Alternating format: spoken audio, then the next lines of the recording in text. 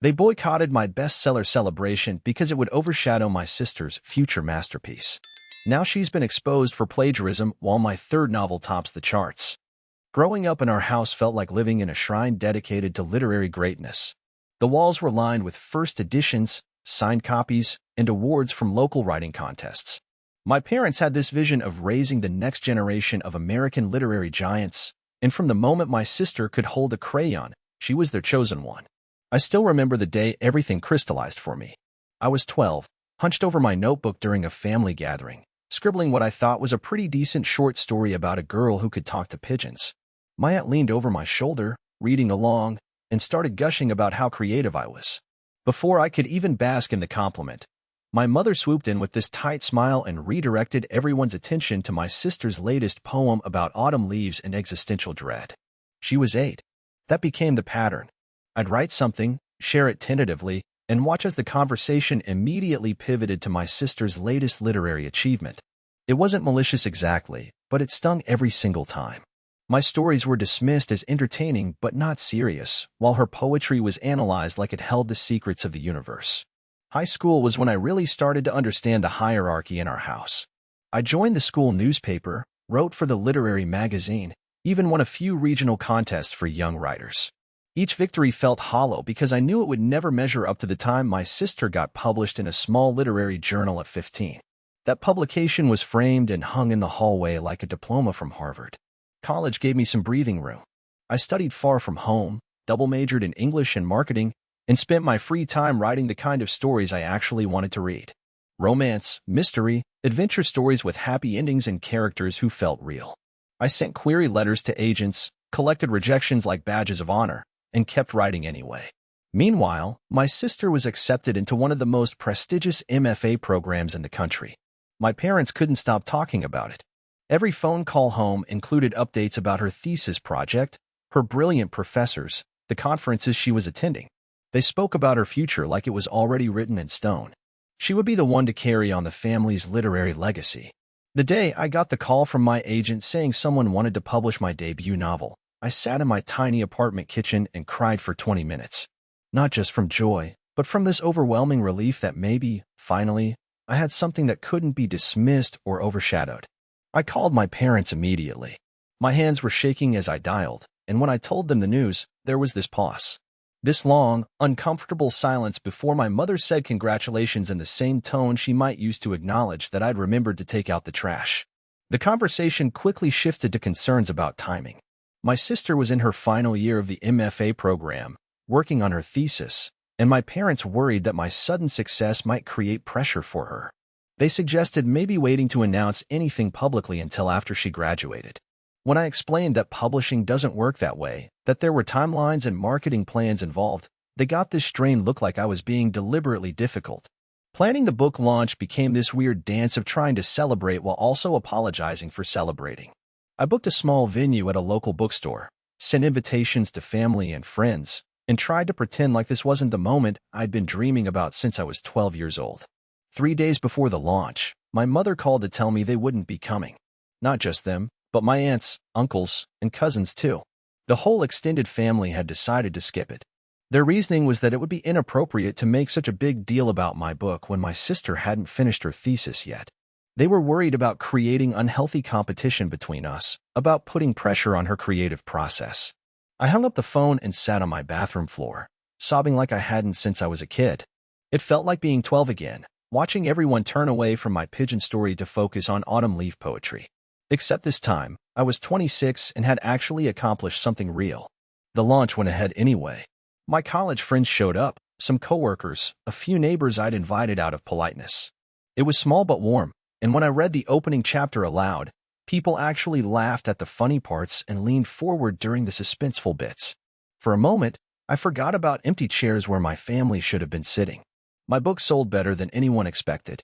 Not just well for a debut, but genuinely well. It hit some bestseller lists, got picked up by book clubs, and suddenly I was getting invitations to book festivals and podcast interviews. Each milestone felt bittersweet because the people who should have been proudest were maintaining this polite distance, like my success was somehow inappropriate. Update 1. 6 months after my debut, something shifted in the family dynamic. My sister had been quieter than usual during our weekly family video calls. She looked tired, stressed in a way that went beyond normal graduate school exhaustion. When I asked if everything was okay, she'd change the subject or make some comment about how busy she was with her thesis. My parents, meanwhile, had started mentioning my book more often, but always with these little qualifiers.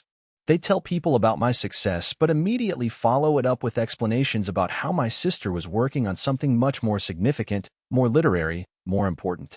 It was like they needed to balance the scales every time they acknowledged my achievement. I was working on my second novel when the first cracks started showing. During one of our family calls, my sister looked particularly rough. She had dark circles under her eyes, and her usually perfect appearance was disheveled. When my mother asked about her thesis progress, she got defensive in a way that seemed out of character. The thing about my sister is that she'd always been confident about her writing. Even as a kid, she'd read her poems aloud with this natural assurance, like she knew they were good. But lately, she seemed almost frightened when the topic came up. She'd mumble about revisions and complications, about her advisor being demanding, about how the literary world was more competitive than she'd expected. I started to worry about her, actually. Success had been isolating enough for me, but at least I'd achieved it. She was living under all this pressure and expectation without anything concrete to show for it yet. I tried reaching out more, texting her directly instead of just during family calls, but she rarely responded. My second book came out to even better reviews than the first. The publisher threw a bigger launch party this time, in a beautiful venue downtown with catered food and an actual photographer. I didn't even bother inviting my family. It hurt too much to risk another rejection, another explanation about how celebrating my success might somehow damage my sister's delicate creative process. But here's the thing I wasn't expecting. People started talking about my work in ways that surprised me. Literary bloggers were writing thoughtful analyses of my characters and themes. Book clubs were having deep discussions about the social issues I'd woven into the romance plot. Suddenly, my allegedly commercial fluff was being treated with the kind of respect my family had always reserved for more serious literature. I started getting invited to panels at academic conferences, not just commercial book festivals. Professors were assigning my novels in their contemporary literature classes. The validation felt incredible, but also confusing. Had I been wrong about my own work all along? Or had my family been wrong about what constituted serious literature? Meanwhile, my sister's thesis deadline kept getting pushed back. First it was just a few weeks, then a semester, then she was talking about taking a gap year to really perfect it. My parents made excuses about the creative process being different for everyone, about how true artistry couldn't be rushed. But I could hear the strain in their voices. They built so much of their identity around being the parents of a literary prodigy, and the prodigy wasn't producing. Update 2. Everything exploded on a Tuesday morning in March.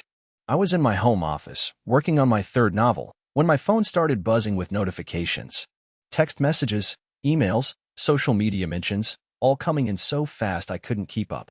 The first coherent message I managed to read was from a college friend.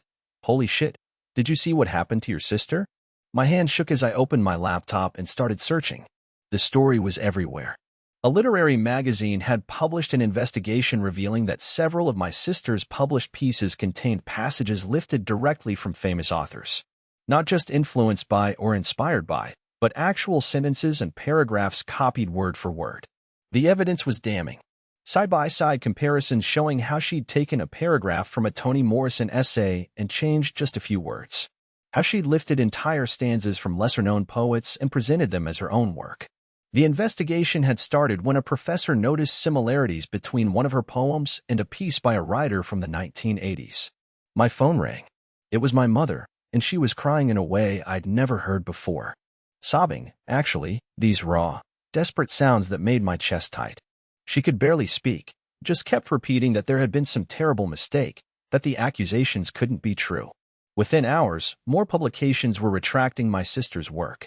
Her MFA program launched their own investigation. The literary awards she'd won were being reviewed. The entire carefully constructed narrative of our family's literary legacy was crumbling in real time. I felt sick. Not vindicated or triumphant, just sick. This was my sister, the person I'd grown up with, the person I'd envied and resented but also loved. Watching her reputation disintegrate publicly felt like witnessing a car accident in slow motion. The irony wasn't lost on me. While I'd been dismissed as commercial and unserious, churning out what my family considered literary junk food. My sister had been stealing from the very writers they held up as examples of true artistry. The golden child, the chosen one, the future of American literature, had been a fraud. But as the shock wore off, something else started eating at me. This didn't feel like the whole story. I knew my sister. She was competitive, sure, and maybe a little entitled, but she wasn't fundamentally dishonest. At least, I hadn't thought she was. There had to be more to this. I tried calling her, but her phone went straight to voicemail. My parents were in crisis mode, alternating between denial and desperate attempts to control the narrative. They'd hired a lawyer, were talking about defamation suits and academic vendettas. They couldn't accept that their perfect daughter had done something so destructive to everything they'd built their identities around. My third novel was released right in the middle of this chaos. The timing felt surreal. While my family was dealing with plagiarism scandals and public humiliation, I was doing book signings and media interviews. The contrast was so stark it felt like we were living in parallel universes. And the book was doing incredibly well. Better than my first two, actually. There was something poetic about it, in a way that felt too neat to be real. As my sister's literary reputation imploded, mine was reaching new heights. Publishers Weekly called it my best work yet. It was being translated into multiple languages. There was serious talk about film adaptations. The success should have felt like vindication, but instead it felt complicated and messy. I'd spent so many years wanting my family's approval, wanting them to see my work as legitimate and worthwhile. Now I had external validation beyond anything I dared to dream, but it had come at the cost of my sister's complete professional destruction. Final update. The truth came out 3 weeks later, and it was nothing like what anyone expected. I was at a coffee shop near my apartment when my sister finally called me back. Her voice was different, quieter, and more raw than I'd ever heard it. She asked if we could meet somewhere private, somewhere we could talk without being recognized or interrupted. We met at a park outside the city, the same place where we used to go as kids when our parents would take us on weekend trips. She looked terrible, thin in a way that suggested she hadn't been eating properly, with hollow eyes and nervous gestures that made her seem fragile. What she told me changed everything I thought I knew about our family, our childhood, and the impossible pressure cooker we'd both been living in. For the past 2 years, while pursuing her MFA and struggling to live up to everyone's impossible expectations, she'd been secretly writing romance novels under a pseudonym. Not just writing them, but publishing them successfully. She'd stumbled into it almost by accident, needing money and discovering she had a talent for the kind of commercial fiction our parents had always dismissed. But here's the part that broke my heart. She'd been using the money from those romance novels to pay our parents' medical bills. Our father had been quietly battling some health issues he hadn't wanted to worry us about, and the insurance wasn't covering everything. The treatments, the specialists, the medications, it was all adding up to massive expenses that were draining their retirement savings. My sister had been supporting them financially while simultaneously trying to complete an MFA thesis that would justify all the expectations placed on her since childhood. She was writing commercial fiction at night to pay bills, then trying to switch gears during the day to produce the kind of literary work that would make our parents proud. The plagiarism had happened because she was exhausted and desperate. She'd been working herself to the point of breakdown, and when deadlines loomed and her original work felt inadequate, she'd made increasingly bad decisions. First just a borrowed phrase here and there, then whole passages, then entire sections lifted from writers she admired. She told me all this while crying in the way people cry when they've been holding something in for too long. She apologized for everything. For the plagiarism, for the years of competition between us, for how our parents had treated my success, for not being strong enough to handle the pressure they'd put on her. But the biggest revelation was still coming. She pulled out her phone and showed me her author profile under the pseudonym she'd been using. The sales numbers, the reader reviews, the fan mail. Her romance novels weren't just successful, they were phenomenally successful. She'd been outselling both of us under a fake name while being criticized for not being literary enough under her real one. The woman who had been held up as the family's literary hope, who had been expected to carry on some grand tradition of serious writing, had actually been secretly thriving in the exact same genre they'd always dismissed as beneath us. She'd found her voice and her audience, but she'd had to hide it because it didn't match the image our parents had created for her. Sitting on that park bench, watching my sister cry over the destruction of a reputation she'd never even wanted, I finally understood how toxic our family dynamic had really been. We'd both been trapped in roles that didn't fit us. I'd been cast as the commercial sellout, She'd been cast as the literary genius, and neither of us had been allowed to just be writers finding our own paths. The media attention around the plagiarism scandal eventually died down, but the damage to my sister's academic career was permanent. She withdrew from the MFA program and stopped publishing under her real name. But she kept writing romance novels under her pseudonym, and they kept selling beautifully. Our parents struggled to understand what had happened. The revelation about the medical bills and the secret romance career shattered their assumptions about everything.